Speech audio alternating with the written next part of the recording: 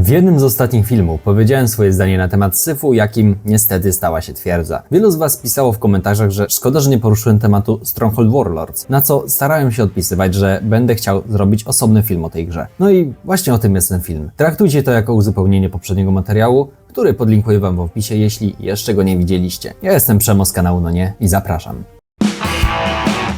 Zaryzykuję tezą, że jest to jedyna dobra twierdza w 3D. Po moim zdaniem średniej dwójce, tragicznej trójce i dla mnie trochę rozczarowującym Krzyżowcu 2 naprawdę nie miałem już oczekiwań co do tej serii. Na Krzyżowca 2 mocno czekałem i mam bardzo duży problem z tą grą. Z jednej strony gameplayowo nie był tragiczny, przywrócił tryb potyczek, którego zabrakło w trójce, ale to co nagadali o tej grze w marketingu sprawiło, że nahypowałem się na tę grę bardziej niż była warta, więc może stąd mój zmieszany odbiór tej produkcji. Widzę, że w tej grze fani są podzieleni na dwa obozy, gdzie jedni chwalą Krzyżowca 2, że jest to dobry powrót do korzeni, a drudzy plują na niego. Ja jestem gdzieś pomiędzy tymi dwoma obozami. Tego, że jest zrobiona poprawnie, jej nie odmówię. Na Metacritic gra jest oceniana jako 6 na 10, a na Steamie możemy zobaczyć 73% pozytywnych opinii. Na gry online Krzyżowiec 2 uzyskał 8 na 10, chociaż myślę, że tam nawet moja praca dyplomowa byłaby 8 na 10, jakbym odpowiednio zapłacił. Kiedy usłyszałem, że powstaje nowa twierdza, która nagle przenosi nas do Azji, miałem taką samą reakcję, jakby teraz Disney zapowiedział nowe Gwiezdne Wojny, w których Imperium Galaktyczne zaatakowało Układ Słoneczny. Moją reakcją byłoby, bardziej już nie dało się odciąć kuponów od tej marki.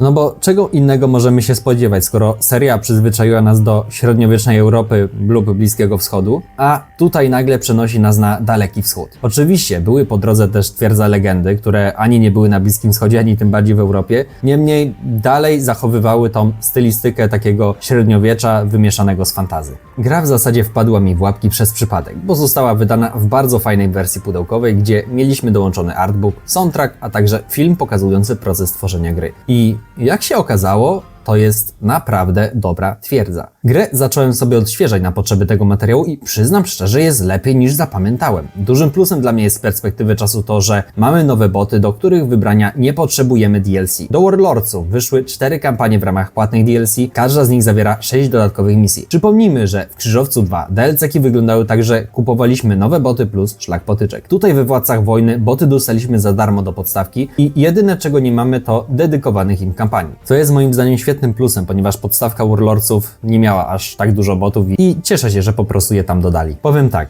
ci z Was, którzy oglądają nas od dłuższego czasu, znają nasze podejście do DLC.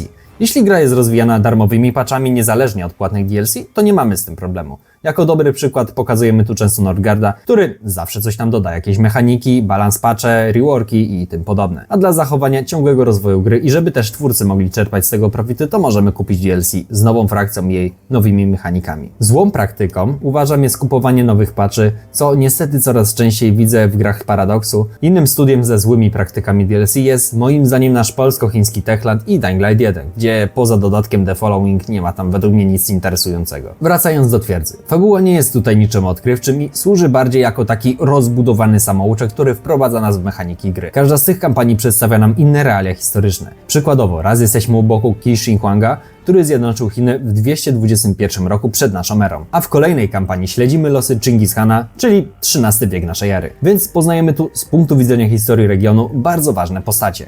Mamy, jak wspomniałem, tryb potyczek, który jest ikoną dla tej serii i tylko najgorsza odsłona cyklu go nie miała, którą będę grillował w jednym z kolejnych filmów. Jeśli nie chcesz przegapić tego widowiska, proszę Cię o zostawienie suba, jeśli jeszcze tego nie robisz. Wracając, czyli przygotowane misje pojedynkowe, w których po prostu musimy pokonać wszystkich wrogów. Bardzo mi się w tej grze podoba dyplomacja i to, w jaką stronę poszły posterunki, które rozpoczął Krzyżowiec 2. Tutaj każdym posterunkiem rządzi władca, którego możemy przyciągnąć na swoją stronę militarnie poprzez zdobycie jego donżonu lub dyplomatycznie właśnie dzięki wspomnianym punktom. Punkty te dostajemy regularnie, jak na przykład złoto z podatków, a budując specjalne do tego budynki, możemy zwiększyć to, ile ich dostajemy. Możemy również ulepszać władców. Obsadzać mury ich zamków, naprawiać te zamki, a do tego wszystkiego wykorzystujemy wspomniane punkty. Daje nam to fajną kontrolę mapy i urozmaicenie rozrywki. Każdego władcę możemy ulepszać lub zażądać od niego dostaw, np. ryżu, drewna, kamienia lub aby zaatakował wybranego wroga. Co więcej, każdy z tych władców w zależności od tego, jaki posiada symbol zwierzęcia, może mieć inne bonusy, co jeszcze bardziej potęguje różnorodność każdej rozrywki. Grafika nigdy nie była siłą twierdz w 3D, Niemniej tutaj uważam jest dosyć przyzwoita. Nie są to najwyższe standardy i chyba nikt tego nie oczekiwał po RTS-ach, ale warto za to pochwalić Firefly. Warto dodać, że powróciły budynki strachu, które wpływają na naszych poddanych i jednostki. Wiecie, to są te budynki typu tańczący niedźwiedź z pierwszych twierdz. Teraz zamiast smoły zbieramy saletrę, dzięki której możemy stworzyć bronie czarnoprochowe, dzięki którym możemy rekrutować specjalne jednostki oblężnicze, które, krótko mówiąc, potrafią sporo namieszać. Z mniejszych zmian mamy wielki powrót drabiniarzy, których nie widzieliśmy od czasów pierwszego krzyżowca i wieże oblężnicze, które ostatnim razem zagościły w Twierdzy 2 i Legendach. Inną zmianą na plus jest dla mnie czytelny interfejs. Po bardzo małym panelu z popularnością z Krzyżowca 2, tutaj jest on świetnie wkomponowany w inne panele, mamy go cały czas na widoku. Podoba mi się rozwiązanie, że każde jedzenie możemy osobno regulować. Przykładowo możemy dawać poddanym więcej ryżu, ale mniej na przykład warzyw. Całość daje nam ciekawą zabawę naszą gospodarką i eksperymentowaniem z tym, ile surowców mają konsumować nasi poddani. Pomimo wielu zalet w grze muszę wskazać kilka wad, z czego najbardziej irytującą było dla mnie to, że jednostki nie zawsze chciały słuchać rozkazów i trochę się bugowały między sobą. Zwłaszcza jeśli byli pod wrogim dungeonem albo byli w jakichś zatłoczonych miejscach, gdzie było dużo budynków. Czynnikiem wybijającym mnie z gry był dubbing, a dokładnie to, że raz jednostki mówią po polsku, a raz po azjatycku. Oczywiście w Krzyżowcu też mieliśmy inny dubbing do Europejczyków i Arabów, ale tutaj wszystkie jednostki to Azjaci i nie rozumiem, czemu jedne mówią po polsku, a inne wolą mówić po swojemu. Ogólnie jakość tego dubbingu jest taka sobie. Odpowiadając trochę na pytanie z miniatury, dlaczego uważam, że Twierdza Władcy Wojny to jedyna dobra twierdza w 3D? W odróżnieniu od przekombinowanej dwójki, ten jest prosty w założeniach, a do tego wprowadza coś od siebie, jak wspomniana wielokrotnie dyplomacja. Twierdza 3 to po prostu syf, który niczym się nie wyróżnia. Na obronę Krzyżowca 2 przyznam, że był to malutki kroczek w dobrą stronę, ale to właśnie Warlord postawiło ten poważny krok w przód i ugruntowało swoją pozycję. Szczerze, to widząc taką grę, gdzieś tam jeszcze mam nadzieję, że Firefly da nam może jeszcze coś ciekawego.